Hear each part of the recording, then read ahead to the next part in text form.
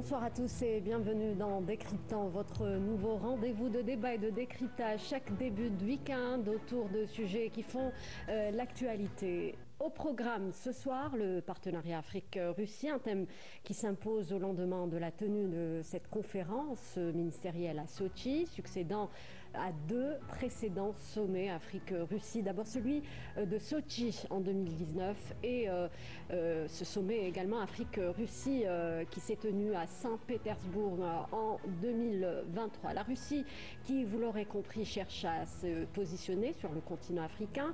C'est sans doute l'un des partenaires qui a le plus accru son influence en Afrique ces dernières années en prônant ce discours de multipolarité, un monde multipolaire dans lequel l'Afrique serait au cœur. Et ce sont d'ailleurs les mots choisis par Vladimir Poutine à l'issue des travaux de la dernière conférence de Sotchi. Le président russe qui a réitéré l'engagement de son pays d'apporter un soutien total aux Africains dans différents domaines. Le partenariat Afrique-Russie, nous allons ce soir le décrypter ses enjeux et surtout ses défis et définir ses perspectives avec nos invités. Ce soir, nous avons le plaisir de recevoir sur le plateau Gamal Abina, habitué des plateaux de Canal Algérie. Bonsoir Gamal. Bonsoir. Vous êtes analyste des questions internationales et politiques. Abdelkader Soufi, politologue expert en questions sécuritaires et stratégiques. Bonsoir. Bonsoir. Et pour enrichir le débat avec nous aussi depuis Budapest, Hicham Lahmissi, analyste géopolitique, secrétaire du JIPRI, l'Institut international de recherche pour la paix à Genève. Bonsoir Hicham. Oui, bonsoir Alim. Alors, bien, le partenariat Afrique-Russie, parlons-en, son évolution d'abord à travers le temps. Comment, messieurs, la Russie a-t-elle réussi à développer ses liens avec l'Afrique? Il y a l'aspect historique, mais pas que. Abdelkader Soufi. Oui, absolument. Disons que la relation Afrique-Russie, c'est dans la continuité des relations entre l'Union soviétique et les pays du tiers-monde, notamment l'Afrique. Maintenant, le retour ou l'émergence de la Russie depuis, on va dire 2000, parce qu'entre 90 et 2000, c'était vraiment pas ça, mais on peut parler de la doctrine de Poutine qui a relancé la Russie sur l'échiquier mondial et international, sauf que les relations, je dirais qu'en dehors de jusque-là, jusqu'en 2019, les relations ne dépassaient pas pratiquement 18 pays africains. Et que jusqu'à cela, donc on pouvait compter une soixantaine de projets, dont une quarantaine bilatérales, mais qui ne pouvaient pas aller au-delà des espérances des uns et des autres. Aujourd'hui, depuis les sommets dont vous venez de parler dans votre introduction et éventuellement le prochain sommet de 2026, oui. Et les Africains et les Russes souhaitent et espèrent développer ce partenariat d'une manière beaucoup plus importante, stratégique, car d'abord, nous allons parler de l'Afrique émergente, avec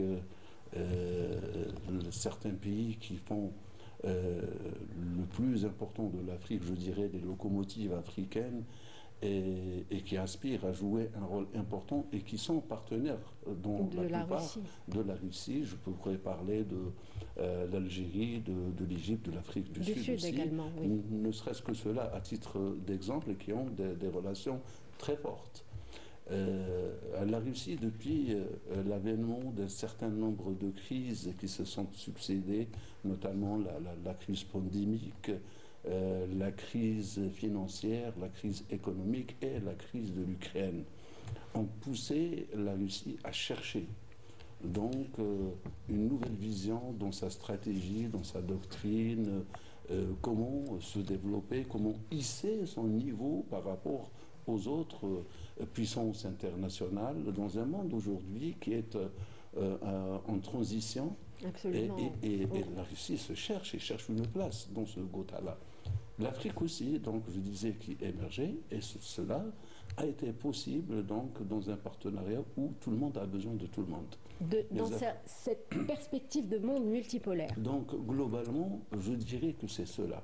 Peut-être que nous développons tout à l'heure dans les échanges économiques, mais je dirais que si on compare la Russie à l'Union européenne, à la Chine ou aux États-Unis d'Amérique, c'est le pays qui a le moins d'investissement ou d'échanges économiques. En Afrique, on va y revenir, Monsieur Soufi. Mais cela dit que la Russie en elle-même n'a été je dirais, ne pouvait voir cette nouvelle vision qu'à partir des crises qui l'ont touché et qui le poussent à développer de nouveaux axes. Voilà. Alors, beaucoup de facteurs, vous l'avez dit, ont fait que la Russie regarde vers le continent africain. Gamal Abina, on est d'accord, la Russie n'est pas une puissance coloniale également. Voilà, donc, et les Russes le revendiquent, notamment sur le continent, auprès de leurs partenaires africains.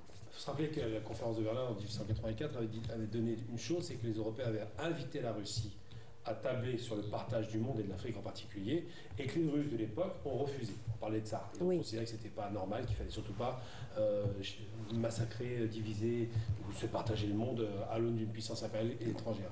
Et donc ce qui se passe, c'est que les Russes n'ont pas cette idée impérialiste au niveau du monde. Il y a quand même un empire russe qui existait. Hein. Ça reste une fédération d'États. Oui. Le Nord n'a rien à voir avec le Sud musulman pour l'essentiel. Et surtout, c'est un État qui a été effectivement une grande puissance idéologique. On parle du communisme, on parle effectivement du soviétisme qui a fédéré pas mal d'États jusqu'à l'Europe centrale. Donc la Russie, c'est un État qui s'était élargi, mais pas en termes colonial, en termes d'influence politique. Oui. En revanche, on observe qu'effectivement la Russie des années, on dira 40, 50, 60 particulièrement à l'époque, la grande Russie de cette expansion idéologique, avait beaucoup d'actions économiques sur l'Afrique. On parle du haut barrage d'Assouan en Égypte, par exemple. Oui. C'est eux qui ont pris le relais des Américains qui ont refusé de le faire. Il faut voir à chaque fois que ce que refuse l'Occident, la Russie remplit. Ensuite, ils ont eu un partenariat stratégique pour l'Algérie, pour la libération. Il y a plein de pays qui ont bénéficié, le Cuba et autres, qui ont bénéficié du soutien des Russes. Puis après, il y a eu un recul et une chute en 89 avec la perte des espoirs de ce qu'on appelait à l'époque le communisme ou le socialisme. Et donc, une fois que la chute du mur de Berlin intervient, les Russes disparaissent. Littéralement, c'était dit tout à l'heure par M. Soufi, effectivement, la disparition des Russes, c'est 10 ans de trou noir avec un Helsinki qui littéralement, qui était un alcoolique notoire, vendait à la découpe tout son territoire, oui. Les biens d'État, le pétrole, le gaz et tout. Donc il y a eu l'émergence des oligarques et une paupérisation. Puis l'arrivée de Poutine, c'est l'homme providentiel. Pourquoi ? Parce que c'est un ancien du KGB, on le sait, mais c'est surtout quelqu'un qui voit la Russie en grand. Et ce qu'il a fait, c'est que stratégiquement, il a commencé d'abord graduellement par restructurer son pays. Bon, c'est passé malheureusement par le massacre de la Tchétchénie, dont tout le monde connaît l'histoire. Mais c'était une nécessité faisant loi. Pourquoi ? Parce que si la Tchétchénie tombait, la fédération russe tombait. Avec la perte du soviétisme, si on touchait la Russie, c'était fini. Donc il a consolidé la Russie. Puis après, il a commencé à sécuriser ses frontières avec les différentes interventions aux frontières. On se rappelle évidemment de ce qui s'est passé même récemment au Kazakhstan. Ensuite, ses alliés, là, ils sont intervenus en Syrie. Donc la Russie a commencé à se positionner militairement. Et en Afrique, on voit effectivement l'intervention de ces groupes privés. Wagner devenu aujourd'hui Africa Corps de façon très ironique. Mais en réalité, les Russes ont une logique, non pas impériale, mais une logique effectivement géopolitique d'intérêt propre et d'intérêt partagé. Et aujourd'hui, si la Russie parle d'économie, c'est parce que la guerre dont on parle, la multipolarité, c'est d'abord et avant toute chose l'économie. C'est-à-dire que le monde, aujourd'hui, est stratifié en deux gros blocs, en gros, pour faire simple, 20% d'Occident, 80% du reste du monde. Et il se trouve que le reste du monde a une alternative économique que l'Occident ne connaît pas. C'est pas l'ultralibéralisme, c'est pas le tout marché, c'est un État qui reste fort, qui va contrôler les richesses minières, gazières et autres, donc les richesses stratégiques de l'État. La Russie le fait très bien, l'Algérie le fait aussi, et qui, à côté de ça, autorise une part de libre marché, à savoir le capitalisme. Mais on n'est plus dans le capitalisme barbare, sauvage, ultralibéral, qu'on connaît aux États-Unis par exemple, ou en Angleterre, qui fait que ça fait plus de mal à la population qu'autre chose. On est sur un modèle alternatif qui n'est pas le soviétisme, le socialisme, tout ça c'est vécu, mais qui est toujours une sorte de contrôle de l'État, avec un État qui reste un État redistributeur. C'est un modèle différent que celui prôné par les Occidentaux. C'est un mix des deux. C'est un peu de capital et un peu de socialisme. Et un peu de l'État-nation. Et alors, ça pose problème, évidemment. Alors, au-delà des enjeux, des liens ancrés dans l'histoire, on vient de le soulever, depuis l'arrivée au pouvoir de Vladimir Poutine, il y a eu une accélération de la reconnexion avec l'Afrique, avec pour principaux mots d'ordre combattre le néocolonialisme et la propagande occidentale. On le sait, donc les Occidentaux perçoivent d'un très mauvais œil ce redéploiement de la Russie sur le continent continent. Est-ce que ce redéploiement qui a accéléré justement le déclin des puissances traditionnelles, notamment la France sur le continent, Hicham Lahmisi? Alors, parler de déclin de la France, hein, lorsqu'on parle de l'évolution récente de l'Afrique, c'est évidemment parler de la Russie, en ce sens où, d'une certaine façon, la Russie a quelque part remplacé en fait la France à travers une politique d'influence et une présence relativement intelligente. Alors, si on reprend un petit peu les grands médias mainstream occidentaux et français, on va considérer spécifiquement c'est la Russie qui a fait éjecter la France, porte d'une politique de guerre informationnelle puissante, efficace. De mon point de vue, la réalité elle est assez différente. En fait, on est plutôt dans une configuration où l'Afrique est en demande en réalité de multipolarité, s'ouvre à la multipolarité, et en fait la Russie a réussi à occuper un espace qui quelque part était vide. C'est-à-dire que dans un certain nombre de pays africains qui étaient notamment des anciennes colonies de la France, il y avait une volonté d'émancipation, il y avait une volonté en fait de sortir de l'escarcelle de la France. Et la Russie, en fait, a proposé des solutions, et des solutions relativement intelligentes, en ce sens où la Fédération de Russie a répondu, en fait, aux besoins des populations africaines et aux besoins de ces États. Ces besoins, ils tournaient autour des questions alimentaires. La Russie est une puissance agricole de plus en plus importante. Elle apporte une solution à travers des conditions qui sont plus intéressantes que leur propre les économies occidentales dans leurs exportations. Elle apporte une solution énergétique. Il faut voir par exemple qu'aujourd'hui la Russie est à la tête de la politique de nucléarisation de l'Afrique.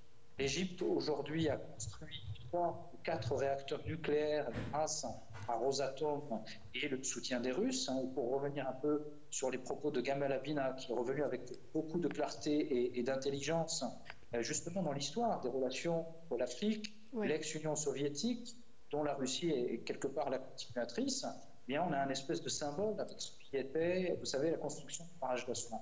Mais la nucléarisation, c'est pas seulement l'Égypte, c'est aussi l'Ouganda. Vous avez la construction de centrales nucléaires en Ouganda, un projet au Burkina Faso. Vous imaginez toute la symbolique qui est portée derrière cela, parce que le Burkina Faso, c'est un des États de la fameuse association, vous savez, des États du Sahel, donc le Niger qui était le pays avec le taux d'électrification le plus faible au monde, alors même que la France assurait sa sécurité énergétique grâce à l'exploitation des ressources minières en uranium. Et aujourd'hui, la Russie construit une centrale nucléaire, ou prévoit de construire une centrale nucléaire qui va alimenter non seulement le Burkina Faso, mais également le Niger. Donc c'est tout un symbole. Puis vous avez aussi d'autres projets au Nigeria, en Afrique du Sud, au Kenya, l'Ouganda, j'en ai parlé, et vous avez même un projet de construction de 2 centrales ou 2 réacteurs nucléaires au Maroc, où Rosatom tiendrait pour le moment d'accord avec les Chinois, à moins que d'autres acteurs réapparaissent au dernier moment. Donc tout cela nous laisse à penser que la Russie a su comprendre en fait quels étaient les besoins d'un certain nombre d'États africains et a su occuper la place qui a été laissée vide d'un certain point de vue. Donc ce n'est pas seulement le discours de la Russie qui a séduit les partenaires africains, c'est aussi des faits, c'est aussi des projets en perspective, Gamal Abina. Vous savez, il y a une réalité qu'on a tendance à occulter, surtout du côté des colons, parce qu'il faut rappeler, on parle des néo-colons, pas les colons directement, c'est qu'ils ont, et c'est bien que ça a été dit à l'instant, on prend le Niger par exemple, un pays avec un taux d'électrification extrêmement bas, oui. Très peu de routes, pas d'autoroutes, alors que c'est le pays qui survient aux besoins de la France pour 33%, je crois, dans le domaine nucléaire. C'est-à-dire que les Français n'ont pas jugé bon d'installer une centrale nucléaire dans un pays qui les sauve énergétiquement. On a barré la route aux Français, quelque part. Mais c'est formidable, parce qu'on voit bien qu'en 60 ans de présence française dans cette région, je ne parle même pas des Anglais, parce que c'est un peu différent, parce que les Anglais sont pragmatiques, les Français sont dogmatiques. Le dogme français, c'est nous dominons et vous exécutez ce qu'on vous dit de faire. Donc c'est vrai que quand on voit que la France est écartée par ces pays à la suite de coups de force, on le sait très bien, mais bon, j'aurais dit les coups de force militaires, c'est pas grave. On se rappelle de Sankara, c'était quand même quelqu'un qui est arrivé par la force et qui a apporté énormément à son pays pendant 4 ans. Et bien là, c'est pareil. Quand vous avez des gens qui sont de mauvaise foi et qui vous disent « mais pourquoi on nous en veut alors qu'on a tellement apporté ?» Mais la question, qu'est-ce que vous avez apporté? Rien. Et donc c'est vrai que cette question énergétique, cette question économique, cette question infrastructurelle que les Chinois compensent. Hein. Les Chinois construisent l'infrastructure. Oui. Les Français, quand ils vont là-bas, ils font comme à l'époque quand ils étaient en Algérie, quelques infrastructures pour plier le pays, mais on n'apporte rien aux populations. Pourquoi? Parce que l'intérêt de la France, c'est pas l'Afrique. On parle désormais de la Russie. Justement, comment se manifeste la présence officielle russe sur le continent africain, Abdelkader Soufi?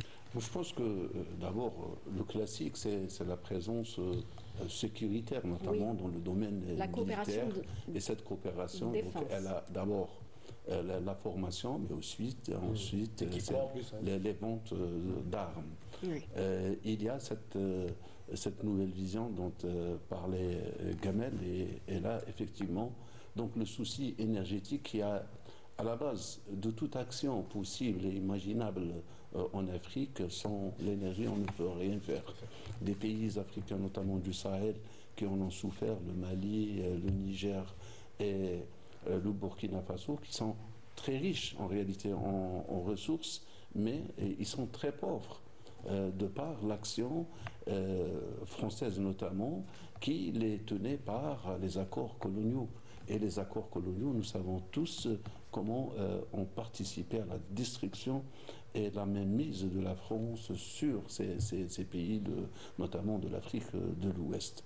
La Russie aussi aujourd'hui, donc, est venue dans un autre contexte à la rescousse des Africains, notamment après la Covid, où les Russes ont fait des dons de denrées alimentaires, notamment le blé. Oui, voilà, après la guerre en Ukraine. Donc ils ont été reconnaissants aussi, oui. Car les Africains n'ont pas voté contre la Russie au sein de l'ONU, bien au contraire. Donc il y en a ceux qui se sont abstenus, ceux qui ont soutenu la Russie. Rien que pour cela. Donc il y a une bonne foi qui s'est installée entre les différents acteurs. Les Russes n'ont pas cette intention de coloniser l'Afrique, bien au contraire. Ils sont à la recherche d'intérêts, mais ils sont à la recherche de construction d'un nouvel espace vital pour les Russes, autre que celui qui était, par exemple, l'Europe, et dont ils ont été interdits. Et aujourd'hui, ils se retournent vers le Moyen-Orient, vers l'Asie, mais surtout vers l'Afrique. Car, moi, à mon avis, en matière de géopolitique, the Heartland, qui est la Russie, se retourne vers le nouveau Heartland, qui est le Moyen-Orient et l'Afrique. Et cela, effectivement, épouse cette vision de ce qu'on appelle le continent euphrasien. Donc, nous avons la Russie, le Moyen-Orient et l'Afrique, et cela est possible à plus d'un titre. D'abord parce que, comme le disait Gamel, il a dit très bien, 20% c'est l'Occident et 80% c'est le reste du monde. Dans les 80%, c'est comment pouvoir développer un nouvel monde parallèle à celui qui a été imposé. Nous avons la banque du BRICS, nous avons la banque chinoise, nous avons beaucoup d'alternatives et de possibilités de développer des actions communes qui permettent et aux Africains et aux Russes de se développer. Mais il faut retenir que les Africains n'ont pas que les Russes en partenaires. Ils ont d'autres partenaires, la Chine, ils ont le Japon, ils ont l'Allemagne, ils ont l'Union européenne. Mais à eux d'en tirer le meilleur à chaque fois et d'optimiser cette action. C'est tant mieux qu'avec les Russes, ça se passe bien. Et il y a cette possibilité ça de doit être le cas également pour les Africains. Il faudrait qu'ils puissent faire valoir leurs intérêts avec tous leurs partenaires. Abdelkader Soufi a parlé donc de la coopération sécuritaire. Hicham Lahmisi, comment aller au-delà de cette coopération qui est prédominante sur le continent? L'Algérie avait appelé à redéfinir les formats de cette coopération avec la Russie. Comment justement aller au-delà de cette coopération sécuritaire? Alors, pour reprendre un petit peu les termes de Abdelkader Soufi, qui a mis en avant la notion de conditionnalité, et je crois qu'ici on a un point qui est très important. C'est que pour en fait analyser la réussite en quelque sorte de la politique africaine de la Russie, alors il y a évidemment le fait que la Russie a su surfer sur un rejet entre guillemets de la présence française, et c'est aussi le fait que les Russes ont réussi à répondre en fait à un besoin, à une demande tout en n'exigeant pas une conditionnalité dans les termes de politique, thématiques autour des droits de l'homme, etc.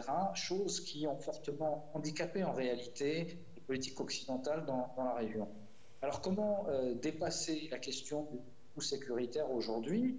Moi, je dirais que la première conditionnalité dans le développement d'un certain nombre de pays, c'est d'abord d'assurer la sécurité. Or, là où justement un certain nombre de régimes africains, un certain nombre d'États africains souhaitaient se tourner vers la Russie, c'est le fait que la Russie leur offrait l'opportunité de contribuer à la formation d'une véritable armée, entre guillemets. Parce que si on prend l'exemple de la plupart des États africains, des États subsahariens par exemple, je mets de côté le Nigeria, qui est une puissance économique et qui a certains impacts militaires à l'échelle continentale, et en réalité, on n'a pas d'armée en tant que telle, en dehors du Tchad, qui a une armée de terre qui tient la route.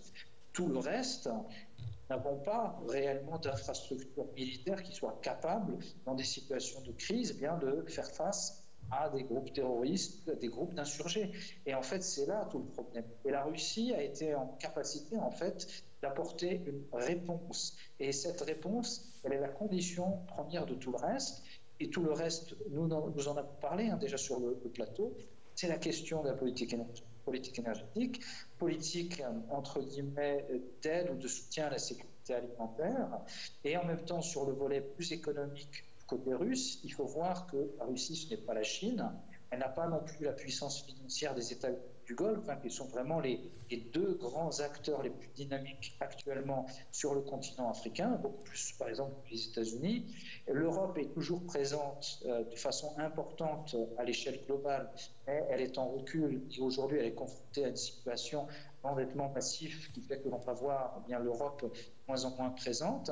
Et du coup, la Russie essaye d'occuper une place, mais une place qui n'est pas majeure, qui peut être centrale du point de vue des demandes et des besoins auxquels elle sait répondre, mais pas majeure. On est très loin des capacités de la Chine, même s'il y a des projets infrastructurels dans un certain nombre de pays, comme par exemple la Guinée, où on a la construction d'un chemin de fer et un soutien dans l'exploitation des mines, notamment dans le domaine du fer, mais on reste quand même dans une échelle qui est encore modeste. Très bien. Donc, Gamal Abina, toujours sur cette question, les Africains l'ont dit d'ailleurs durant cette dernière conférence de Sochi, ils attendent plus que la coopération sécuritaire. Oui, ils attendent un vrai partenariat de développement économique, simplement. Pour les Russes, effectivement, on n'a pas la taille, ça a été dit à l'instant, des Chinois. Oui. Les Chinois ont depuis 20 ans avancé leur carte. On est passé de 1 milliard à 200 milliards. Enfin, c'est faramineux ce que fait la Chine en Afrique. Et ils le font en relation gagnant-gagnant. C'est-à-dire que quand les Chinois vont construire une autoroute, parfois, pour remercier un pays, ils font un hôpital. Ce que ne font pas les Occidentaux, avec des coûts beaucoup moins élevés. Quand, par exemple, l'Algérie a obtenu beaucoup de contrats pour la Chine, ils leur ont donné des contrats.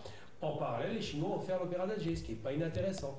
Donc ça veut dire que les Chinois, lorsqu'ils investissent, il y a quand même ce rapport de partenariat. On est entre nous, des gens du Sud, reconnaissance, qui avons été colonisés, qui avont été humiliés. On se souvient des guerres d'opium pour la Chine, où le pays était réduit à un tas de drogués par millions. Enfin, c'était ça, les méthodes occidentales de la reine d'Angleterre. Et bien aujourd'hui, la Chine a décidé de prendre son bâton de berger et d'aider l'Afrique. Mais pas seulement. Les Russes, pendant 4 ans, avaient été colonisés par les nazis. On les appelait slaves, pourquoi? Parce que les Européens occidentaux considéraient que les Européens orientaux étaient des esclaves. Il ne faut jamais perdre de vue que c'est ça le mot slave. Et donc ces gens-là prennent leur revanche, et c'est un monde qui a évolué. Ils ont compris qu'ils ont été vaincus sur le terrain économique à l'époque, effectivement, du soviétisme d'État, qui n'a pas donné grand-chose, le socialisme. Et maintenant, ils utilisent des armes nouvelles pour pouvoir conquérir le monde.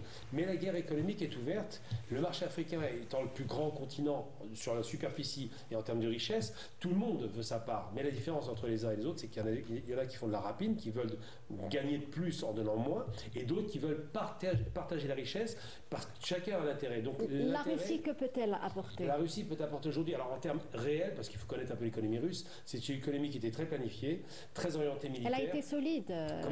Elle a été solide face aux sanctions occidentales. Alors, elle a été solide parce qu'elle a anticipé un mouvement. Ils avaient très bien vu que ça allait arriver. C'est pas la première tentative. On se souvient de ce qui s'est passé avec Saakashvili. On se souvient de toutes les tentatives d'attaquer la Russie par le sud ou l'est. Ils ont compris qu'il fallait faire attention. Donc, anticipé tout ce qui était sanctions économiques. Le SWIFT disparaît, ils avaient l'alternative chinoise. Ensuite, la dédollarisation. Les Russes ont fait un truc, alors il faut le rappeler, c'est une chose extraordinaire. Oui. Là, vraiment, j'étais fasciné parce que de tous les coups de Poutine, je ne sais pas qui lui a donné l'idée, quelqu'un lui a dit, ou lui a eu l'idée peut-être, et si c'est lui qui a eu l'idée, il a un coup de génie en termes économiques, il a dit à partir de maintenant, vous allez payer mon gaz et mon pétrole en roubles. Et ça, c'est un coup de génie. C'est-à-dire que non seulement il contourne les sanctions, mais il fait de sa monnaie une monnaie de référence. Une monnaie qui devient une valeur internationale. C'est incroyable. Il a fait du rouble, qui était une monnaie de singe quasiment, qui valait rien. Il en a fait une monnaie qui ressemble presque à une devise obligatoire. Des pays ont essayé de refuser, mais c'était obligé d'accepter. Et ça a fonctionné. Donc il a conservé une économie stable. Elle a reculé de 1 point, je crois, un temps. Elle est partie à 3%. On est en surchauffe économique. Oui. Il y a le plein emploi en Russie. Ils ont besoin de bras pour travailler. Mais surtout, il a fait quelque chose qui était extraordinaire. Il est passé d'une économie très planifiée et très militarisante à une économie où on commence à s'intéresser à tout ce qui concerne le bien d'équipement, le civil, enfin ce genre de choses. Et c'est sur cette économie-là qu'il espère tabler en Afrique. Parce que les Africains, ils achètent des armes, c'est bien beau. On les forme, c'est bien. Il y a un partenariat. C'est bien que c'est plus que la France qui n'a jamais proposé, par exemple au Mali, de former les soldats. Mais l'Afrique ne demande pas seulement des armes. Elle demande de la sécurité, c'est vrai. Il faut sécuriser. Mais elle demande de l'économie profitable, rentable et qui fonctionne, une économie qui crée l'emploi, qui sécurise la population, qui fasse en sorte qu'on leur donne plus de blé comme les Russes l'ont généreusement fait après le Covid, mais qu'on leur donne les moyens de produire du blé. Et tout cela, j'aurais dit simplement par rapport à ces questions-là, c'est que la Russie a compris les enjeux, que les Africains en règle générale, alors quand on dit les Africains, c'est un peu gênant parce que l'Afrique est globale, plus de 50 pays. L'Algérie n'a pas la problématique qu'aurait par exemple le Rwanda, mais il n'en demeure pas moins, qu'ils ont compris qu'il va falloir négocier, que la place est chère à prendre. Aujourd'hui, le rapport de force a changé. C'est l'Afrique qui offre et les demandeurs, c'est le reste du monde. Très bien. Abdelkader Sofi, justement, il est important que l'Afrique unifie sa voix pour faire valoir ses intérêts face à ses partenaires comme la Russie. Absolument. D'ailleurs, cette rencontre des ministres donc, a regroupé 50 pays africains. Oui, plus. Donc, 50 pays africains, alors que avant, ça ne pouvait pas dépasser les 18, les 20, les 30 pays. Cela veut dire que, d'abord, la Russie intéresse de plus en plus les pays africains, mais d'un autre angle de vision, les Africains, maintenant, se soudent entre eux pour créer un bloc. D'ailleurs, je pense que le projet de la ZLECAf est un projet porteur pour l'Afrique.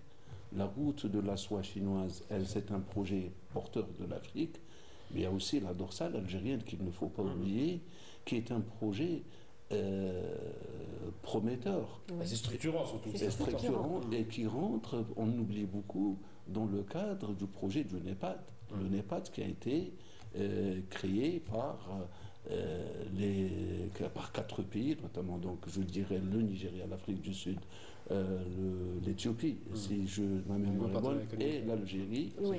Et donc, comment réunir les deux pointes de l'Afrique, le nord et le sud, à travers toute l'Afrique. Cette dorsale, elle promet d'abord d'accompagner la route de la soie, elle transfère la fibre optique, donc tout au long de cette dorsale qui va au Niger, au Mali, et au Burkina Faso, et à partir de points de jonction, desservir plus d'une dizaine de capitales. Oui. Et tout le long de cette dorsale, imaginez qu'à chaque 50 km, 30 km, vous avez une aire de repos qui appelle des populations à se...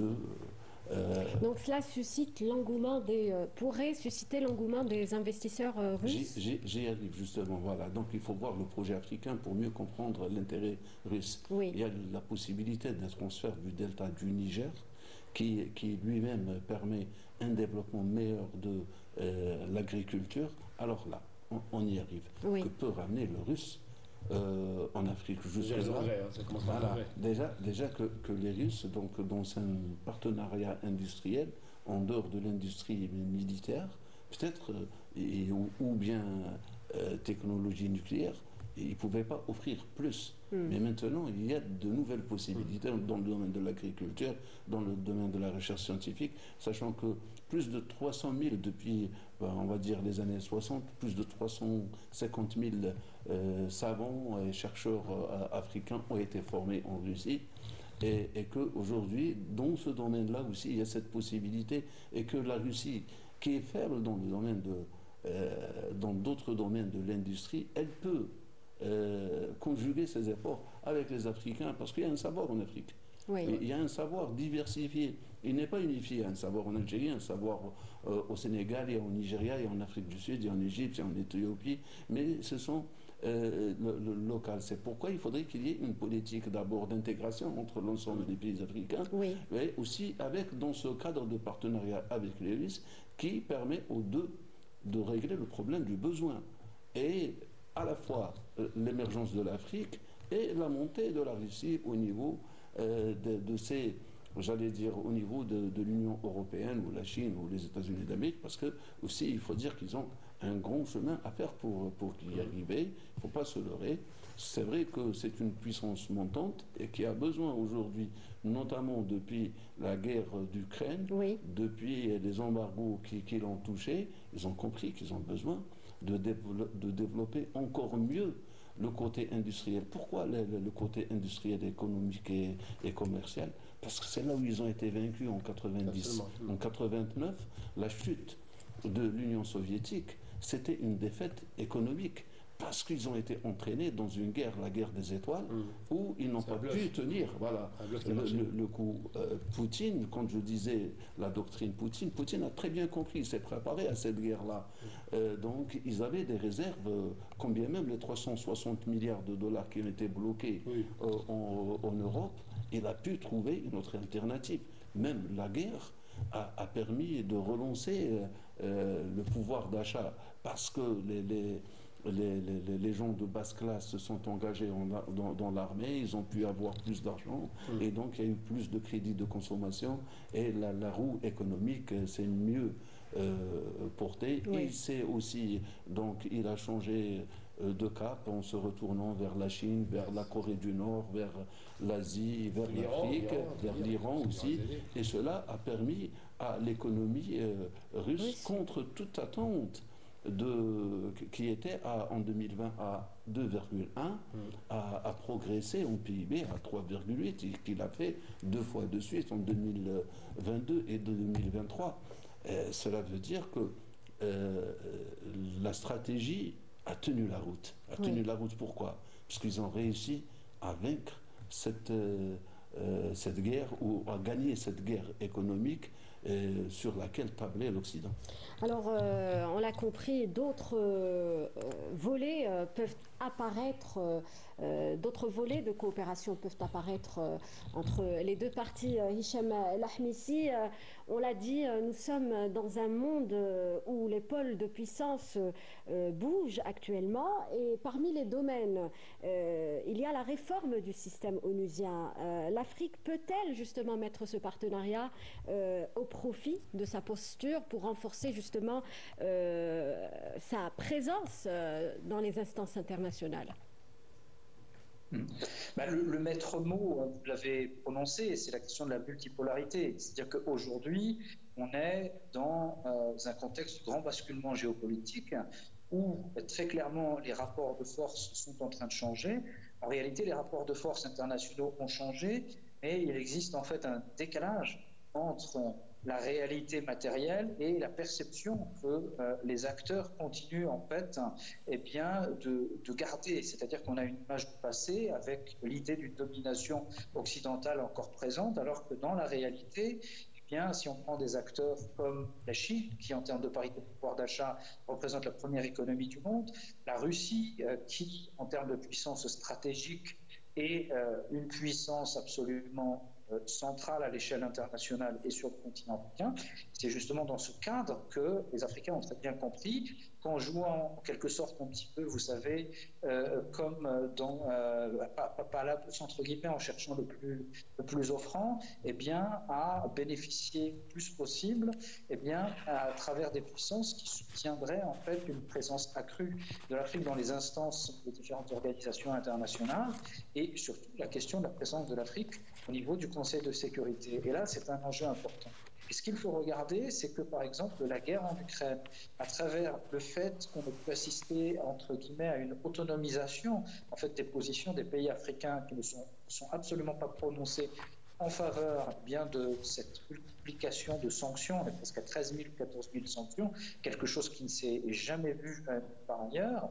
Et les États africains n'ont pas accepté cette espèce de chantage, cette espèce de double standard qui a fait qu'on a présenté un petit peu un conflit par ce conflit européen dans le cadre d'une exceptionnalité, on parlait quasiment de djihad, entre guillemets, américain ou de djihad occidental vis-à-vis de l'Ukraine. Eh bien, les Africains n'ont pas accepté, parce qu'il y a déjà des conflits chez eux. Regardez ce qui se passe au niveau de la République démocratique du Congo, avec un conflit qui a fait entre 6 et 10 millions de morts. On n'a même pas le chiffrage exact. Et ça, les Africains ne l'acceptent plus, veulent peser, veulent exister. D'autant plus qu'il faut prendre en considération un élément très important, c'est qu'aujourd'hui, du point de vue géoéconomique, l'Afrique représente un enjeu absolument majeur. En ce sens où nous avons le continent qui a la croissance démographique la plus forte, c'est-à-dire le continent le plus jeune, qui dispose du taux d'équipement et d'infrastructures le plus faible au monde, avec des rendements agricoles parmi les plus faibles au monde, et qui dispose des ressources minières, ressources énergétiques, matières premières globalement non encore exploitées, les plus importantes au monde. Donc tous ces éléments font que l'Afrique devient aujourd'hui un enjeu très important et aiguise en fait les appétits de nombreuses puissances. Certaines sont déjà en avance, on peut regarder les pays du Golfe, les Émirats arabes unis par exemple, l'Arabie saoudite, le Qatar également qui investit énormément, des puissances moins visibles comme la Turquie qui sont présentes, la Chine, le grand géant présent en Afrique, notamment dans le domaine infrastructurel, la Russie dont on a parlé, d'autres pays encore, et puis des pays qui, à leur échelle, peuvent aussi intervenir. On parlait de l'Algérie, tout à l'heure on a parlé de la fameuse dorsale transaérienne. C'est vraiment, entre guillemets, le projet du siècle. C'est un projet d'une intelligence absolue qui va apporter énormément en termes d'intégration, en fait, du continent africain et qui va être porteur de croissance économique très importante. Et ce n'est pas pour rien que certaines puissances parasitaires essayent par tous les moyens de casser ce projet qui est absolument vital pour l'Afrique, parce qu'il va mettre en relation directe le Nigeria, le Sahel, à l'Europe, donc un espèce de couloir entre guillemets afro-méditerranéen absolument essentiel pour ces économies. Donc, si j'ai bien compris, on peut entretenir un partenariat avec d'autres partenaires, avec d'autres États, tout en souhaitant un développement des relations avec la Russie. Oui, il faut comprendre un truc qui est logique quand même dans la carte, parce que bon, les Chinois l'ont très bien compris. Vous avez une Afrique qui finalement, l'extrême nord c'est l'Algérie, l'extrême sud c'est l'Afrique du Sud, c'est les pays les plus riches. Vous avez au centre le Nigeria, donc il y a un axe effectivement, et vous avez des pays qu'on a sécurisés. Vous savez qu'on a intégré par exemple l'Égypte en même temps que l'Éthiopie, parce qu'ils s'apprêtaient à s'affronter sur les guerres de l'eau avec ce fameux barrage de la Renaissance. Et les Chinois, qui ont déjà fait faire la paix entre l'Arabie et l'Iran, ont intégré l'Arabie et l'Iran au BRICS et ont intégré comme par hasard l'Éthiopie et l'Égypte. Donc c'est pourquoi? Parce que dans leur route de la soie, ces pays sont traversés. Parce que l'Éthiopie, c'est quand même un des pays où les Chinois ont le plus investi. C'est un immense atelier dans tous les domaines possibles, et que les énergies qui vont être abondantes grâce à ce fameux barrage de la Renaissance permettent d'espérer que l'Éthiopie sera le pays le plus développé et le seul pays qui n'a pas été colonisé, il faut le rappeler. Et donc tout ça, c'est une intégration logique. Sur une carte, vous avez un axe qui se développe, vous avez des axes sur les côtés. Effectivement, on a parlé de...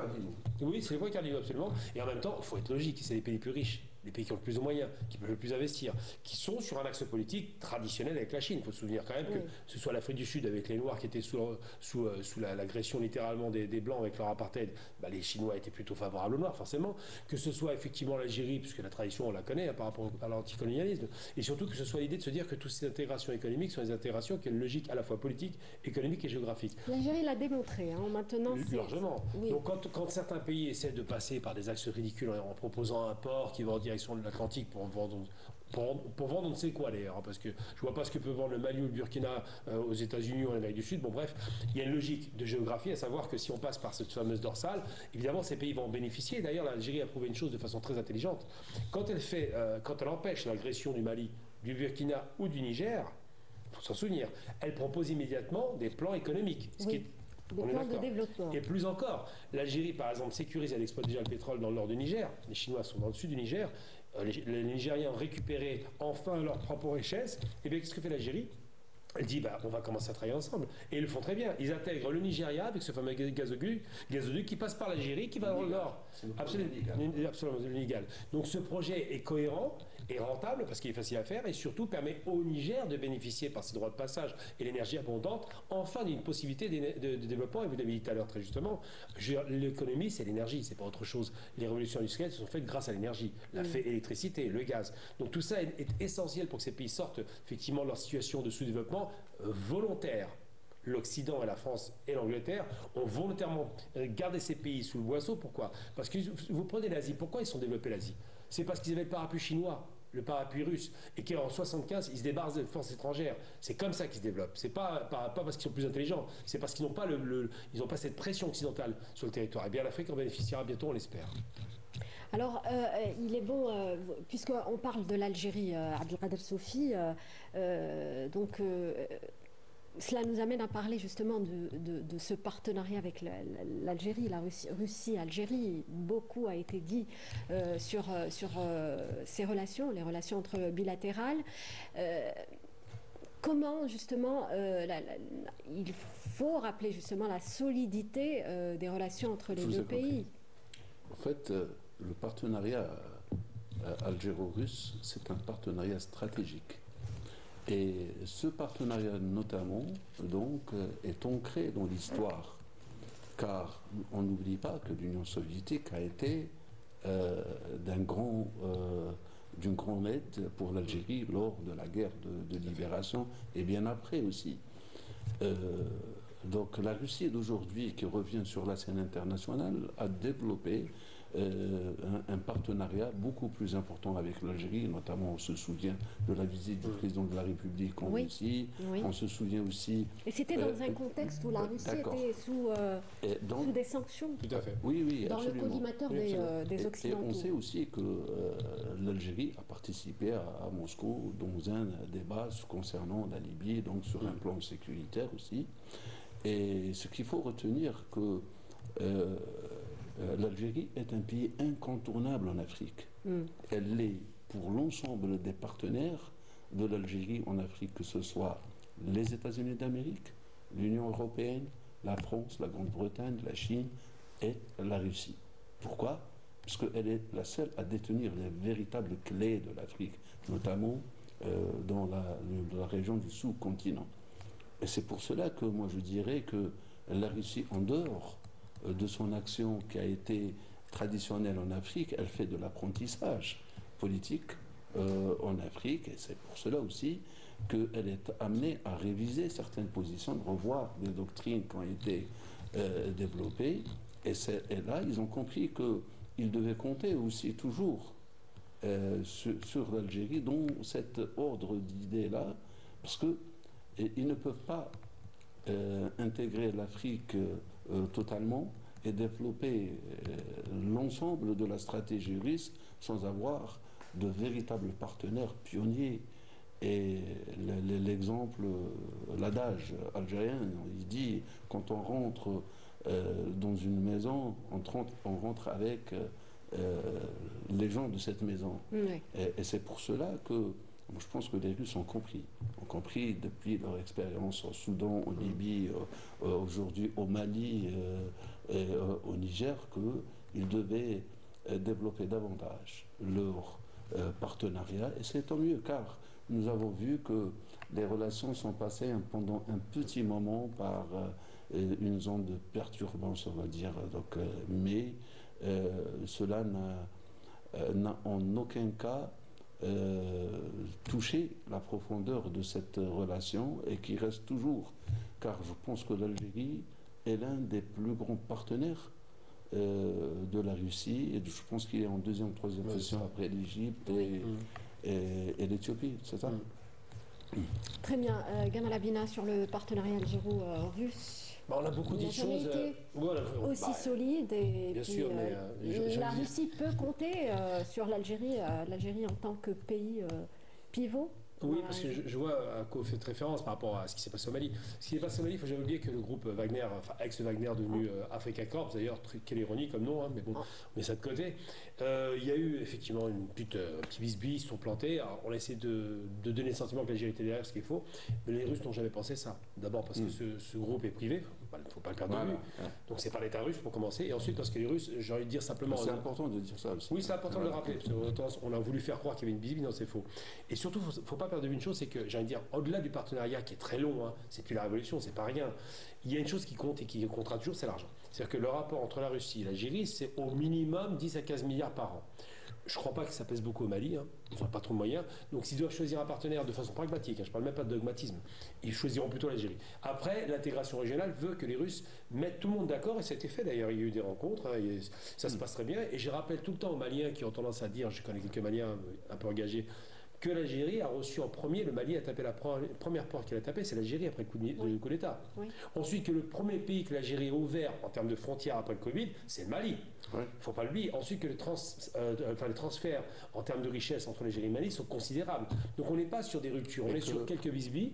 Et que la déclaration donc, des séparatistes au nord du Mali, le premier État qui a réagi et qui a interdit, c'est bien l'Algérie. Tout à fait. Donc, tout comme l'intervention militaire des Français. Donc il y a une relation solide, durable, qui sera durable sur le plan écologique, sur le plan idéologique, et surtout durable sur le plan économique. La Russie a besoin de l'Algérie pour ce qu'elle lui rapporte, et la Russie a besoin de l'Algérie sur le plan géopolitique. C'est une relation pragmatique, Hicham Lahmisi, quand on parle des relations algéro-russes. Alors, bon, lorsqu'on parle des relations algéro-russes, déjà on parle de relations qui s'inscrivent dans l'histoire. Je ne vais pas rentrer dans l'histoire longue, hein, on ne va pas rajouter à l'époque de la régence d'Alger ou autre. Hein. On avait déjà des relations qui existaient, plus ou moins malheureuses. Hein. Vous pensez notamment à la guerre de Crimée, on a eu des troupes algériennes des deux côtés, hein, d'ailleurs, hein, sans rentrer dans les détails. Mais la relation entre l'Algérie et la Russie, elle a été fortement liée à la révolution algérienne, avec tout le soutien diplomatique, économique, militaire qui a été apporté par l'Union soviétique et également à travers un certain nombre d'États satellites en faveur de la révolution algérienne. Les relations se sont bâties aussi au niveau de partenariat économique, de partenariat militaire au lendemain de l'indépendance de l'Algérie, avec l'Algérie qui est devenue l'un des principaux clients de l'industrie militaire russe. Et aujourd'hui, c'est vraiment une relation qui s'est construite aussi dans l'acquisition de systèmes d'armement vraiment les plus modernes. Hein. Il faut voir par exemple, si on prend le cas du système dit Terminator 2, un BPCM-3, c'est un espèce de modèle blindé assez performant, enfin ultra moderne. L'Algérie l'a acquis avant même l'armée russe. Si on prend par exemple les S-400, systèmes de missiles antimissiles les plus performants au monde, la première armée à l'essayer et en disposer, c'est l'Algérie. Si vous prenez le cas du chasseur de 5e génération, Sukhoi 57, hein, dont on a parlé récemment en Chine, eh bien, l'Algérie est partie prenante non seulement en tant qu'acquéreur, mais elle a été aussi partie prenante en investissant dans le projet. Vous avez même des ingénieurs algériens qui ont travaillé à leur modeste échelle à la conception et à la production. Ça, il faut le savoir, on n'en parle pas assez. Vous avez plusieurs pays qui ont participé initialement, il y avait également l'Inde. Donc tout ça pour dire que la relation qui existe entre l'Algérie et la Russie, c'est une relation profonde et une relation de confiance.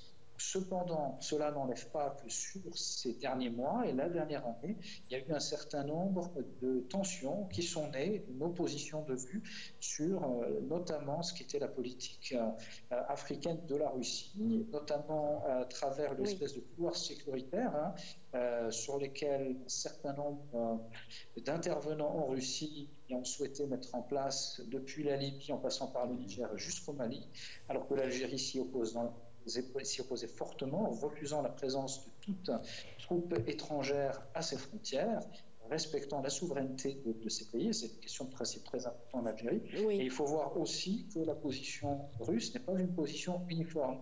Vous avez des acteurs, notamment qui gravitent autour de l'Africa Corps, un ex-Wagner, qui ne sont pas forcément très favorables à l'Algérie. Il faut regarder que ce groupe économique paramilitaire a été infiltré aussi par des intervenants économiques, notamment émiratis, et que c'est quelque chose qu'il faut savoir prendre en considération. La relation s'est rétablie entre l'Algérie et la Russie très fortement à travers le dialogue direct entre le président et le président de la République. Il existe une concertation entre les deux pays pour justement renforcer le partenariat.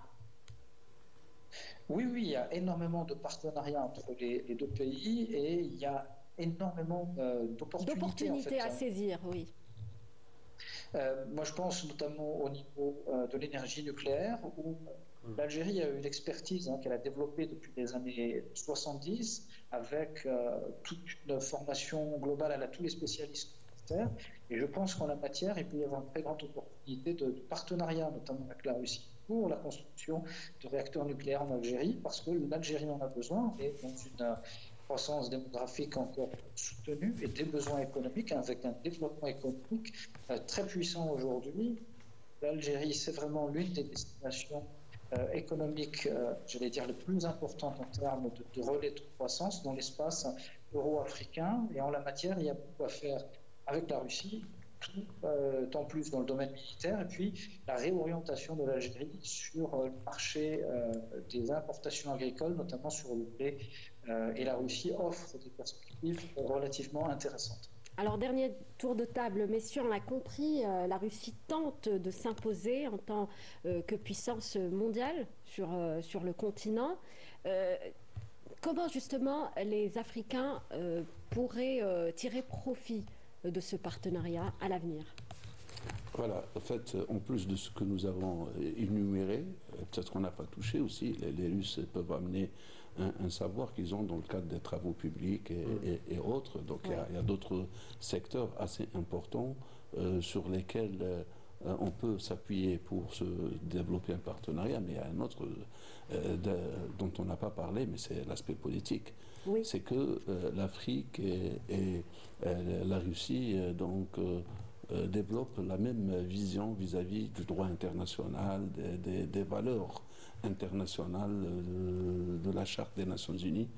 Tous œuvrent pour que le droit des peuples soit respecté. Notamment, on a vu que lors du sommet de cette dernière rencontre, on a parlé du droit du peuple sahraoui à s'autodéterminer, donc à décoloniser, aussi à réformer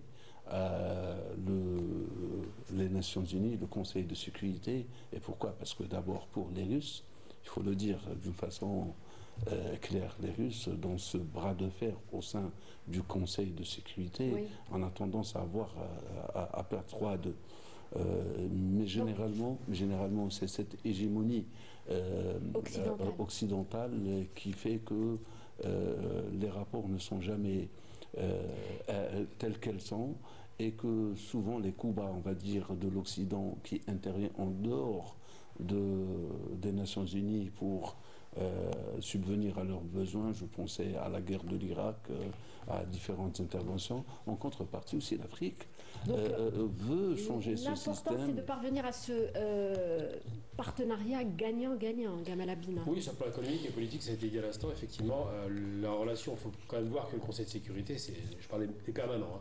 Il y a 3 occidentaux et puis deux pays qui sont la Russie et la Chine, donc 2 pays qui ne sont pas occidentaux, mais il n'y a pas d'Afrique. C'est-à-dire que les 5 continents sont représentés sauf l'Afrique, et la Russie, effectivement, fait pression pour que l'Afrique, peut-être au sens plus représentée, qu'elle soit visible et qu'elle ait sa voix à la parole. Peut-être qu'on abroge enfin ce déni démocratie qu'est le droit de veto, mais surtout faire en sorte que l'Afrique ait une voix, parce qu'elle ne porte pas aujourd'hui. On a des pays qui ont quand même une histoire ancienne. Et elle peut très bien défendre ses intérêts. Nous avons vu que depuis l'adhésion de l'Algérie, et en tant que membre non permanent, elle a un peu fait bouger. Mais en même temps, ce poids reste marginal si on n'est pas permanent. Voilà. Aujourd'hui, la question qui se pose, c'est celle-là. Hicham Lahmisi, pour conclure. Alors, je partage évidemment ce point de vue, celui qui vient d'être exprimé sur le fait qu'on a une concordance de vue globale entre la Russie et l'Algérie quant à la vision du monde. C'est-à-dire que aussi bien l'Algérie et la Russie partagent des valeurs de souveraineté. Donc, des États, mais également, et ça c'est aussi important, c'est la mise en valeur de la notion de multipolarité, c'est-à-dire aussi bien l'Algérie que la Russie ont cette vision, et ça je pense que c'est très important.